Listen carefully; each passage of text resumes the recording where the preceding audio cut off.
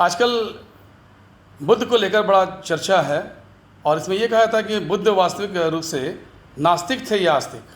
ये सवाल मेरे मन में भी आता है कि आखिर ये मतलब है क्या मैटर।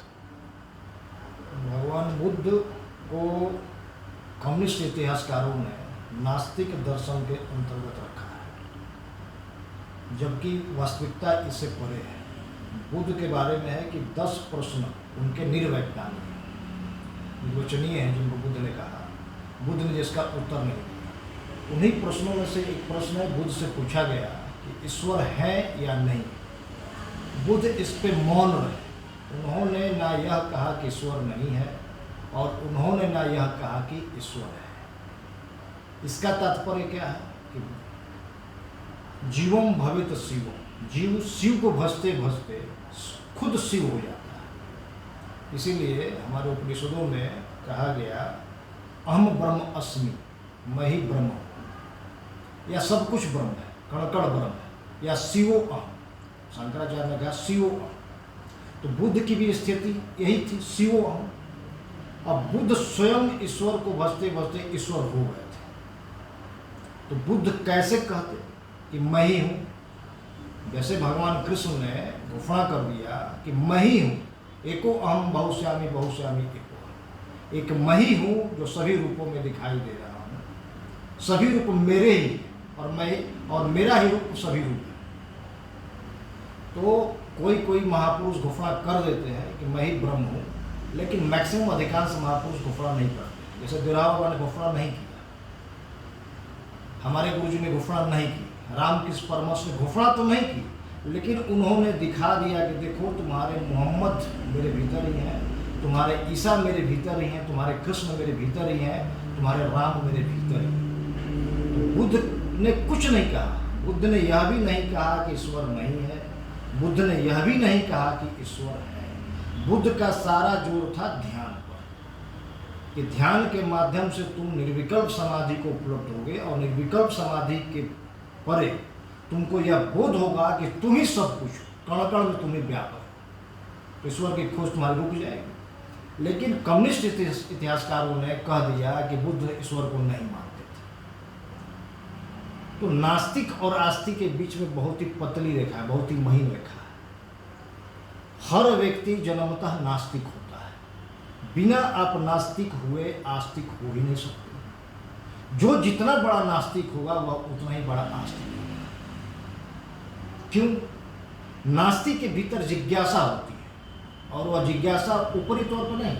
ऊपरी तौर पर जिज्ञासा है तो वह बुद्धि विलास है, लेकिन भीतरी तौर पे मन के निचले तल पर या आत्मा के तल पर जिज्ञासा हो कि ईश्वर है नहीं है, या दुनिया क्या है क्या नहीं है, पूरी व्यवस्था या क्या है, या जो चित्र दिखाई दे रहा है इस चित्र के पीछे का चित्रकार कौन है, यह खोजने की जिज्ञासा एक नास्तिक में ही आती है।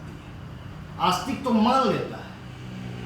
तो जिसने मान लिया कि ईश्वर है उसे हम आस्तिक नहीं कर सकते हैं, लेकिन सामान्य तौर पे सामान्य भाषा में उसको हम आस्तिक कहते हैं। मान लेने से समस्या का समाधान तो नहीं हुआ। आपने मान लिया कि ईश्वर है, तो आपके मान लेने से आपको ईश्वर की अनुभूति तो नहीं हुई।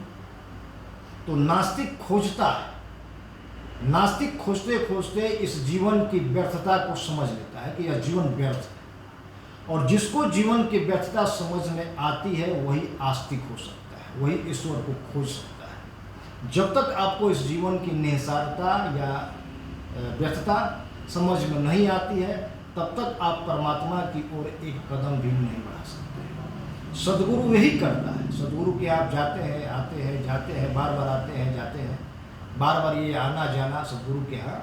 सद्गुरु मौन होके ही आपको जीवन की व्यर्थता को समझा देता है। अब हमारे यहाँ लौकिक स्तर पे संसार में, खासकर इस काल में, इस आधुनिक कालखंड में, जीवन की व्यर्थता जिसको समझ में आती है वह या तो डिप्रेशन का शिकार हो जाता है, एंजाइटी हो जाती है उसको।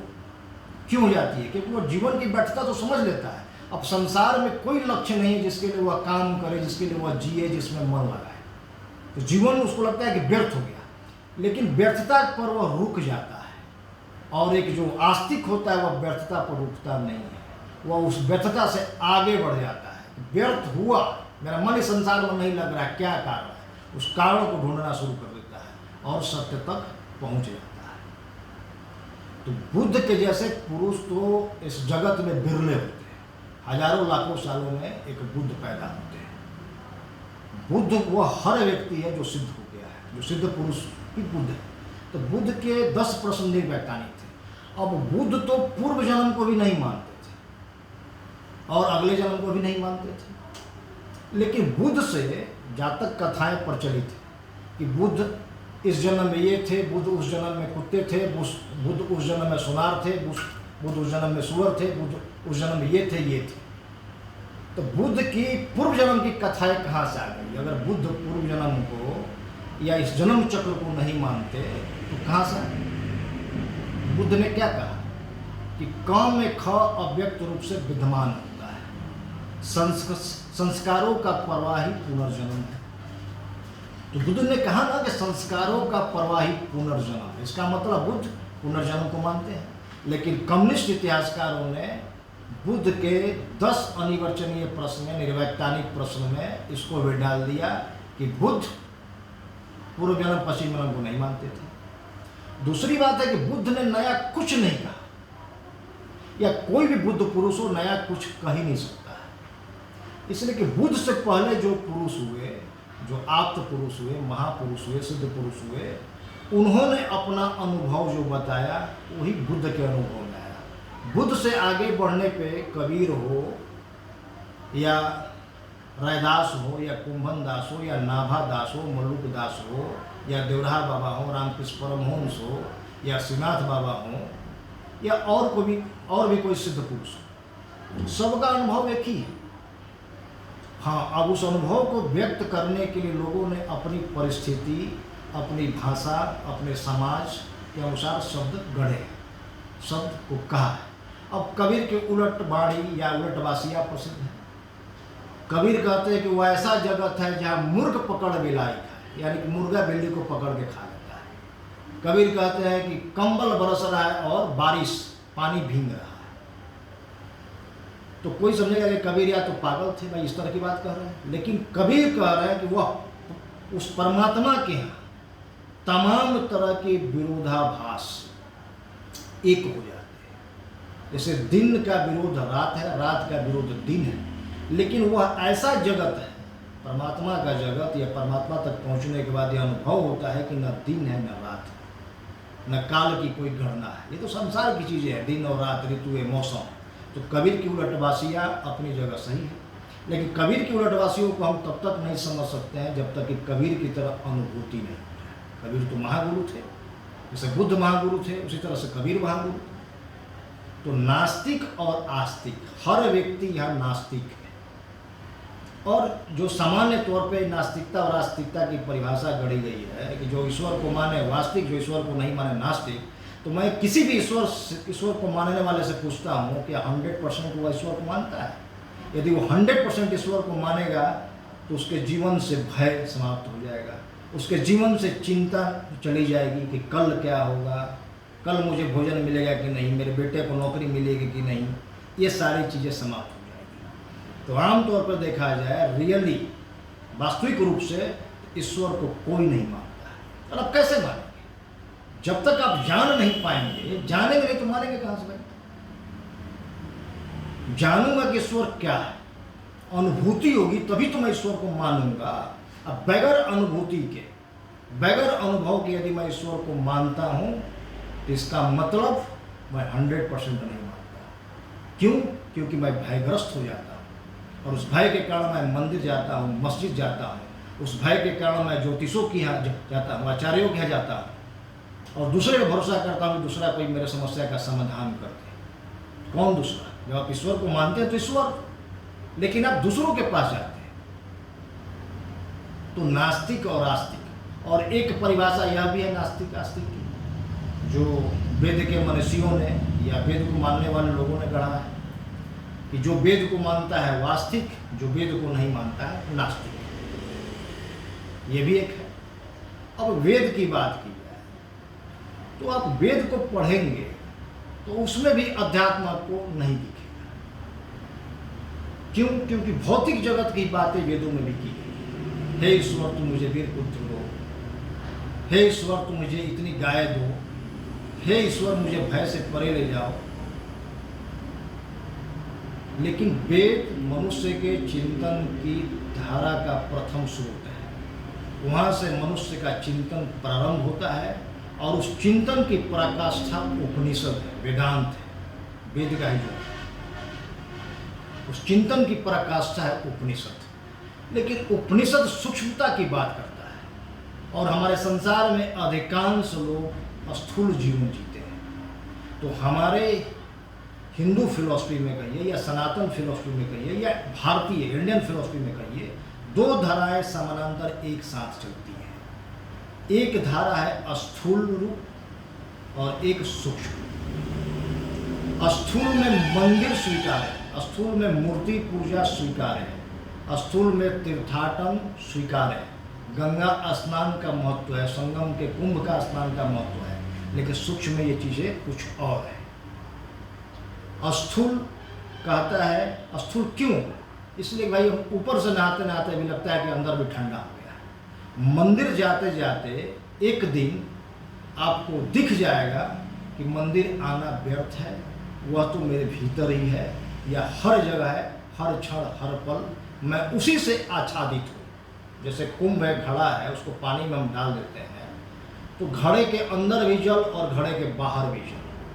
वही स्थिति हमारी, परमात्मा हमारे अंदर भी है और बाहर से भी हमें चारों तरफ से आच्छादित किया हुआ है। एक क्षण के लिए भी हम परमात्मा से अलग नहीं है। मनुष्य कहता है कि मैं अकेला या मुझे अकेलापन पसंद है।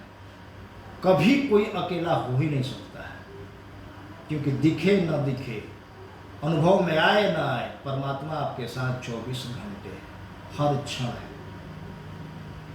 तो दो स्थूल चीज़ें, स्थूल वादियों के लिए या जो संसार में सूक्ष्म बुद्धि के नहीं है उनके लिए प्रयाग में कुंभ स्नान है, उसका महत्व है। और सूक्ष्म रूप से देखा जाए तो आँखों के कोरों से भगवान का स्मरण करते या राम नाम लेते या कृष्ण नाम लेते ही अश्रुपात शुरू हो जाए, यह कुंभ स्नान है। इसको इंगला कहा गया, इसको पिंगला कहा गया, और बीच में अदृश्य रूप से सुषमना है, और यहीं ये तीनों नाड़ियाँ मिलती हैं आज्ञा चक्र पे। तो उसी तरह से गंगा नदी है, यमुना नदी है और सरस्वती नदी सूक्ष्म रूप से, और तीनों का संगम है। तो जब राम कहने से, एक बात राम कहने से या बादल को देखने से कि ये श्याम है, बादल भी श्याम है और कृष्ण भी श्याम थे, और आपकी आंखों के कोरों से अश्रुपात शुरू हो जाए, यह है कुंभ स्नान, वास्तविक कुंभ स्नान। लेकिन पहले आप बाहरी कुंभ स्नान करते हैं और तब भीतर से भीतर आते हैं, इसलिए कि हमारी प्रवृत्ति है बहिर्मुखी, हम सब कुछ बाहर देखते हैं। तो पहले बाहर करते करते फिर हम अंदर आते हैं। उसी तरह से हमारे यहाँ मूर्ति पूजा है। मूर्ति में हम भावना करते हैं कि वह परमात्मा है, और मूर्ति के पूछते पूछते हम, यानी बाहर पूछते पूछते अपने भीतर चले आते हैं, और हमें एहसास होता है कि वह तो भीतर है, और इससे भी बढ़ के एहसास होता है कि वह तो मैं ही हूँ। और कृष्ण की तरफ भाव आता है कि मैं ही सब कुछ हूँ। तो स्थूल और सूक्ष्म दो साथ साथ चलते हैं। तीर्थ स्थूलवादियों के लिए है, नहीं तो सारे तीर्थ कहाँ है? अंदर है। अब गुरु के चरणों को तीर्थ कहा गया। क्यों कहा गया भाई? वैसे भी आम तौर पे किसी को दर्द होता था पहले तो आदमी बोलता था सामने से कि अपना जरा दाहिना पैर का अंगूठा टच करा दे, तो दर्द कम हो जाए। इस तरह की बातें हैं। तो बुद्ध तो हजारों लाखों 10,000 साल में एक बुद्ध पैदा हुए। तो दुनिया में अगर देखा जाए, जहाँ तक इतिहास हम लोग को ज्ञात है, कुल मिलाकर 10, 20, 50 बुद्ध पैदा हुए हैं। लेकिन भारत सही में देवभूमि, ईश्वर की भूमि है, इसलिए कि बुद्ध की परंपरा यहाँ रुकी नहीं है। बाकी जगह परंपरा रुक गई, घोषणा कर दिया गया कि ईसा मसीह के बाद कोई बुद्ध हो ही नहीं सकता है, यानी कि ईसा मसीह के बाद कोई ज्ञानी, कोई सिद्ध पुरुष पश्चिम में नहीं हो सकता है। जबकि वहाँ भी हजारों हुए हैं, लेकिन मान्यता नहीं। उसी तरह इस्लामिक जगत में कहा दिया गया कि मोहम्मद साहब के बाद कोई प्रॉफिट आ ही नहीं सकता है। उसी तरह से हमारे सिख संप्रदाय में कह दिया गया कि 10 गुरु, उसके आगे अंतिम गुरु गुरु गोविंद सिंह, उसके बाद कोई बुद्ध पुरुष आएगा ही। लेकिन हमारे यहाँ बुद्धों की परंपरा लाखों साल से अभी तक कंटिन्यू है। यही है सनातन, सदियों से जो चलता आ रहा है, अभी भी चलता जा रहा है। रामकृष्ण परमहंस खत्म हुए पूरब में, वह यहाँ से प्रस्थान किए तो श्रीनाथ बाबा आ गए। श्रीनाथ बाबा जिस दिन शरीर प्रस्थान करेंगे कोई और आ जाएगा। उनके पहले दोरा बाबा थे, तेलंग स्वामी थे, उसके बाद श्यामाचरण लाहिरी थे, हरि बाबा थे, बहुत से हमारे पास सिद्ध पुरुषों की परंपरा ही है, और परंपरा अभी तक कंटिन्यू है। दुनिया कुछ भी हो जाए, घोर कलयुग आ जाए, बहुत ही सरल शब्दों में भटयुग आ जाए, लेकिन हमारे यहाँ बुद्धों की परंपरा खत्म नहीं है। यही हमारा ओरिजिनल वास्तविक हिंदुत्व है, यही हमारा वास्तविक सनातन है। हिंदुत्व, इस्लाम एक संप्रदाय है, क्रिश्चियनिटी एक संप्रदाय है, सिखिज्म एक संप्रदाय है, लेकिन हिंदू कोई संप्रदाय नहीं है, सनातन कोई संप्रदाय नहीं है, धर्म है। धर्म का मतलब होता है अध्यात्म, धर्म का मतलब लोक रीति नहीं होता है, यह संस्कार है। तिलक लगाना, उस तरीके से रहना, यह संस्कार है, यह हमारी संस्कृति है, न कि हमारा धर्म है, न कि हमारा अध्यात्म है। इसीलिए कहा जाता है कि सभी संप्रदायों की उत्पत्ति सनातन से हुई है, और अंततः सभी संप्रदाय सनातन में ही विलीन हो जाएंगे, क्योंकि सनातन ही सत्य है, जिसका अंत सत्य में हो। आपकी किसी भी क्रियाकलाप का अंत यदि सत्य में होता है तो वह सनातन है। तो इसलिए हिंदुइज्म श्रेष्ठ इसलिए है, सनातन इसलिए श्रेष्ठ है कि बुद्धों की परंपरा हमारे यहाँ कायम है।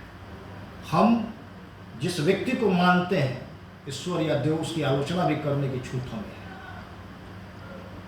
हमें अपने गुरुओं के बताए मार्गों पर चर्चा, परिचर्चा, विमर्श करने की स्वतंत्रता है, बाकी यह किसी भी पंथ में नहीं है। अगर आप अन्य पंथों में अपने ईश्वर की निंदा या आलोचना करेंगे तो इस निंदा कानून के तहत आपको फांसी पर चढ़ा दिया जाएगा। लेकिन अफसोस की बात है कि इस दशक में हमारे हिंदुइज्म में, हिंदुत्व में भी, सनातन संस्कृति में भी कुछ लोगों की कोशिश है कि हम उसी तरह कट्टमूल्य हो जाए। कट्टर हिंदू क्या होता है भाई? हिंदू का मतलब ही उदार, प्रगतिशील होना। हमारे यहाँ गुरुओं ने अपने शिष्यों को सिखाया, शिष्यों ने गुरुओं के बताए मार्ग पर उनके चिंतन पर डिबेट किया, यानी थीसिस, एंटीथीसिस और सिंथेसिस, वाद विवाद और संवाद, और तब निष्कर्ष। यह परंपरा हमारे यहाँ कायम रही है। जनक के दरबार में अनेक ऋषि, महापुरुष, आप्त पुरुष आते थे, वहाँ परिचर्चा होती थी।